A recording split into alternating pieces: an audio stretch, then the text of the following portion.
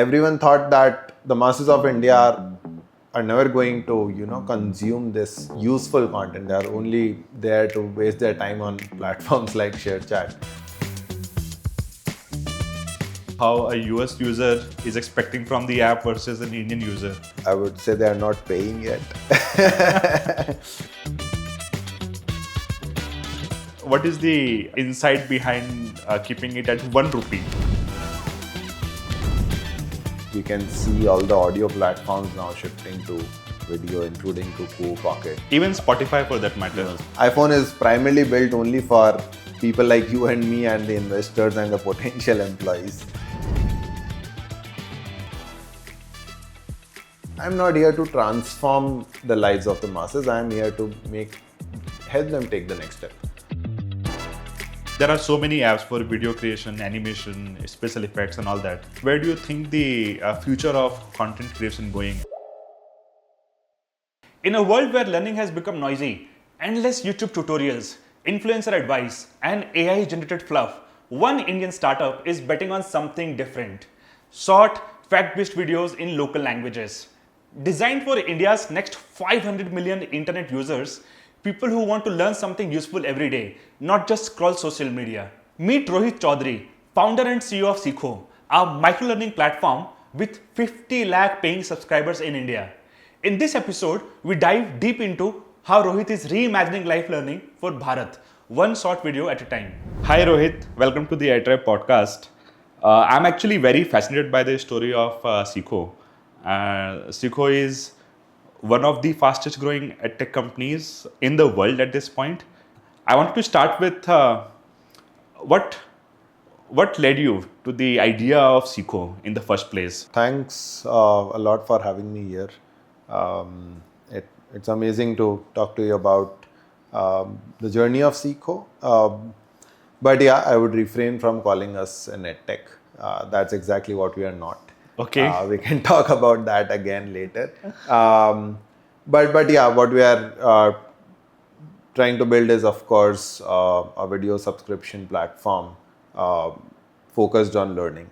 It was, during my stint as the product lead at Kuku FM of almost 2.5-3 years, where we used to talk to a lot of users while we were building this audio platform focused on audiobooks primarily.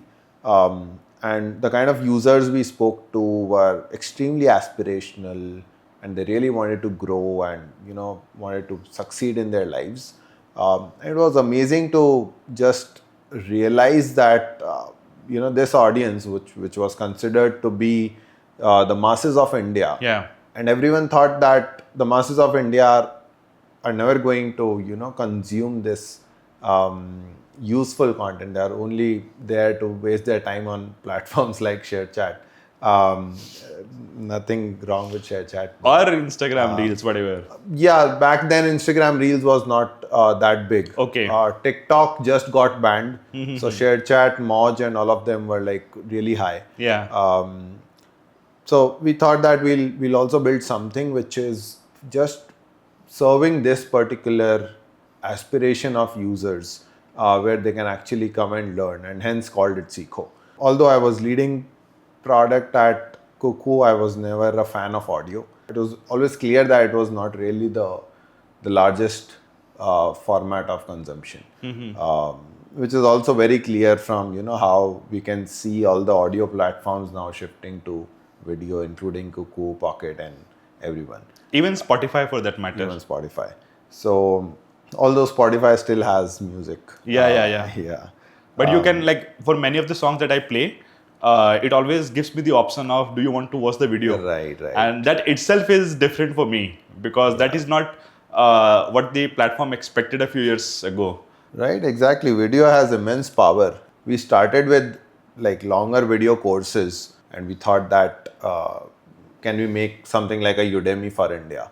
It was very scrappy product. What we basically did was we actually scraped some 10-12 courses, longer courses from here and there, put it onto a single platform to see how the feedback of users is. And it was it was so underwhelming. It was like we ourselves didn't like the particular idea of presenting those longer videos to users, and also the response from users was very neutral, or How long were these videos or 1 courses? hour, 3 hour, and so on. Pre-recorded. Yeah, pre-recorded. Okay. So we always wanted something very massy. So yeah, it was always going to be something pre-recorded and not really live. And also, as I said, we're not EdTech. We made it a point that we will never build an EdTech. TikTok just got banned and short videos were just rising. So we thought that learning through short videos should be a good idea. So we launched just a TikTok clone. In fact, used a lot of TikTok content from here and there, which was focused on learning, and put it into a wrapper of Seekho. And Which year are we talking about right now? that was like end of 2020. We thought that we will be able to build something like a TikTok or a Moj, or the free content platforms. So we raised a bit. We tried to grow the user base. We thought that we'll build a free to use platform, scale it up, and then eventually monetize using ads. But over time, realized that this is not how a learning platform, a learning content platform can be built, because we can never beat the entertainment platforms on engagement, and engagement is what drives ad revenue. So yeah, when we have had our back against the wall and we had just 1 month of runway left, then we launched monetization. We started with annual subscriptions, ran it for almost 5 to 6 months, then moved to monthly subscriptions. How did you approach this, the ideal length of these courses? What are the different categories that you focus on? What are the most popular categories here? Right. So we iterated a lot, specifically in the first 2 years, based on all of that, based on the feedback that we got from the users. Of course, we started with a swiping like behavior, very much like TikTok, but only with learning content. And what we keep hearing was that video बस change हो जाता है, video change होता रहता है, हम एक चीज़ नहीं सीख पाते हैं. So we thought that we'll add like sequence of short videos, 30 seconds each, and then users started saying कि ये बहुत छोटे छोटे वीडियो एक साथ आते हैं, वो तो एक ही वीडियो में आ सकता है. And then we thought that we'll just start making 2 to 5 minute videos. Rather, we started with 10-minute videos. Then some users started saying कि बहुत लंबे videos हैं. Then we again shortened it. So that's how we found that sweet spot of 2 to 5 minute videos that we are now creating. In fact, even in terms of categories, it was all of that driven by feedback as well as performance of the content. We started with like almost everything that you can actually add to a learning platform. And then we started to see that what are the categories that we can acquire users easily on, what are the categories where we can retain them, where we can actually keep serving content. Yeah. So yeah, that is essentially how we focused on some categories to start with. Of course, updating our Aadhaar, PAN, and all of that was the first category. But then we expanded to growing on YouTube, Instagram, investing in share market, growing our business, and as I said, improving your English speaking, improving your lifestyle, your health, and so on. So now it's an extremely horizontal platform again. Okay. The way we started. But yeah, we took that approach of adding one category maybe every 2 to 3 months, and then expanding on that. You talked about updating Aadhaar details, and I actually saw a tweet by somebody called Dharmesh Ba on Twitter, where he talked about Seekho is more of a Netflix for learning kind of a platform, and pretty good scale, and their most popular course is update how to update your Aadhaar details. Yes, it's true, because it is one of the earliest videos. So we have been acquiring users for that particular category for almost like 3 to 4 years now, and hence have a really huge user base. But yeah, once those users come and see that particular video, and there's not really a course, although when people think Seekho, they think courses, but it's again one of those 3 to 5 minute videos. Seekho somehow managed to identify that this is a need which no one has been able to serve, and we presented that particular idea in form of Instagram, Facebook, or YouTube ads, and people loved that. It basically became a great way for you to acquire new set of users, Right. then introduce them to other videos or courses that you have on the platform. Why do you not want to be called an EdTech platform? Fundamentally, I would love to be an EdTech platform. However, I don't like Seekho to be called an EdTech platform externally, because there's a certain perception as to how an EdTech platform should be, That is true.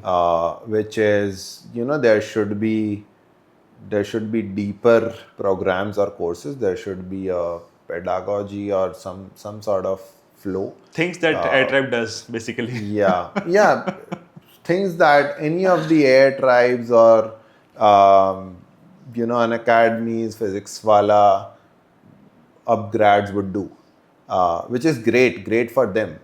But I don't really want to build a platform where we charge people high and take them through a very long journey, because then we are limited in terms of the number of people that we can impact. Yeah. And we are extremely, very, very highly driven by our purpose, which is to make learning fun and easy for everyone. And that everyone is extremely important. We love the thrill of building mass products and achieving, like, जब तक लाखों users तक नहीं पहुंचे तब तक तो हम किसी प्रोडक्ट का POC भी सक्सेसफुल नहीं मानते. So that is our North Star, that how many people I'm able to affect, even if 5% of in their lives, but how many of them have we been able to affect, and that just drives us as founders. And that can never be achieved through the conventional EdTech way, and that's the reason we don't like to be called it. Understood. Maybe it's just a difference in philosophy, I think, because like you're saying, even if it's just 5% difference, but in traditional EdTech, people may deal with a lower number of users, but they might be able to make a lot more impact. Exactly, that's life transforming. Yeah. I'm not here to transform the lives of the masses. I'm here to help them take the next step. I think of Airtribe also not as an EdTech, pure EdTech. I think of Airtribe as more of a learning community for product builders. In fact, this pod is also for people who want to learn to build products. We don't do everything. We only do things which can help somebody become a product builder, whether through engineering or product, or more recently through Gen AI. How did you decide to go from a freemium version initially, perhaps to a premium model? And that bet must have been very, very huge, given your target audience was tier 2, tier 3. Yeah.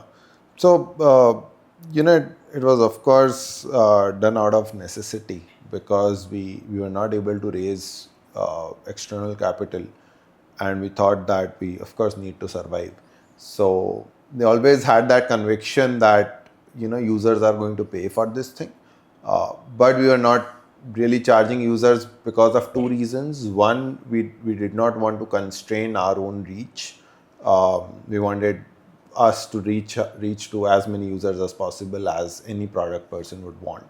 And also we were concerned if we put a paywall, then the numbers would look bad, and then our chances of fundraising would be even worse. But yeah, when we launched those experiments, some of those monetization experiments, and realized that we can actually make enough money to be able to run this business, survive, and in fact the conversion rates are not so bad that it constrains our reach by a huge margin. And the good thing about this country is that the potential user base is so high that even if you tap into some percentage of it, it's still going to be extremely massive. Was it freemium before being all paid? And how did you make the decision to go away from freemium to this model? Yeah, so earlier we had 3 free videos because we had a pricier trial. But now that we have a 1 rupee trial on Android, so we have removed all the free videos. On iPhone, the pricing works a bit differently because of their own commission models, as well as because it's very lagging. It's a very negligible user base on iPhone. iPhone is primarily built only for people like you and me and the investors and the potential employees. What does the split look like for your audience, for your target audience between Android and iPhone? So yeah, it should be somewhere between 0.5 to 1% of our users would be on iPhone, or maybe even lesser. Okay, that's too less to worry about too much. Exactly. And you said because the trial price is just 1 rupee, so they can pay 1 rupee to do a trial for a month. Is that what you're saying? For 7 days. For 7 It's days. a 7-day trial, which is priced at 1 rupee. Post which it's a 199 rupees monthly subscription. 199. Yeah. Okay. So the pricing is also a Yeah, little different. on iPhone it will For be me, it shows 149, 149 rupees. Just didn't care enough to increase it on iPhone. And what is the insight behind keeping it at 1 rupee? It's just to get the foot in the door, so that user can. We are only focused on users who are willing to pay even a single dime, and at the same time we are actually able to serve all of them with a very clear focus. So yeah, those who are not willing to pay at all, we kind of cut them off at the gate so that we don't get distracted a lot. How many categories do you have currently on the platform? We have some 15 categories or more. 15. And what are the top 3? The top 3 would be, one is what we call Sarkari Kaam or digital services, which has everything around, updating your documents to all the government schemes and so on. The second top category would be English speaking. And the third top would be business, I think. Yeah. However, the top 3 categories would not make more than 20% of the consumption. Yeah. Are you currently focused only on India, or you also have a global presence? We have recently launched a POC for US. Okay. So yeah, the experiments. We keep doing experiments to do whatever we can. We Any are unique insight experimenting as with- to how a US user is expecting from the app versus an Indian user? I would say they are not paying yet. So yeah, it's very new experiment. So yeah, we still have to figure out things. But yeah, we are planning to expand to more geographies, more user segments. For example, there's also Seekho Jr. that we have launched, more focused on kids. And then there's also a Seekho AI that is supposed to be more interactive and not really limited only on videos. So Seekho for Kids is a separate app. Yeah. And Seekho AI? It's also a different app. It's pretty much like a playground for us to quickly iterate and reach a solution which is better than Seekho, so that we can disrupt Seekho internally before someone else disrupts us. Right now on Seekho, how many videos do we have and how many creators do we have? I think you call them gurus, if I'm not wrong. Yeah. So we have got some 150 plus active Seekho gurus who are producing more than 20 videos per guru every month. Okay. And yeah, the library would be extensive, more than 10-15,000 videos. Okay. And and these gurus or the creators, they are all external, or do you also create content in-house? No, they are all on contract with us. The content is owned by Seekho, but yeah, none of them like are on a payroll as such. All these creators or gurus, in your case, they are all external. What process you should put in place so that the user experience doesn't get compromised by very varying level of quality that they are exposed to. Right. So we have a very robust, quality check process where there's a, three-layered moderation level where through which every video passes, where we do a tech-led moderation, where we check for spelling mistakes and so on. Then there's an external or a third-party moderation which happens, and then whatever gets flagged is moderated internally or also fact-checked if and when required. And after a content passes through these three layers, then it is published. Okay. And even after it is published, it is checked for both quantitative performance as well as the feedbacks to see what is the sentiment of users on this content. Recently, all of us have seen the outputs of models like whether it is OpenAI's Sora 2, the Veo- Nano Banana models from Google, or the apps VO3, like VO3, and the apps like Kling and all. There are so many apps for video creation, animation, special effects, and all that. Where do you think the future of content creation going, and how do you think it can be helpful for learning as a medium? Yeah, so I strongly believe that all the redundant things that humanity has learned over time, but have no particular value as such anymore, uh, which are basically commodities. Yeah. They are just going to be replaced by AI, which means, at some point, basic level of production, basic level of editing, basic level of dubbing, subtitles, things which are very normal, very mediocre, Yeah. are all going to done using AI. Most of them, or a lot of them, are already being done using AI. What happens to these gurus or creators when you can use AI to create these course videos also?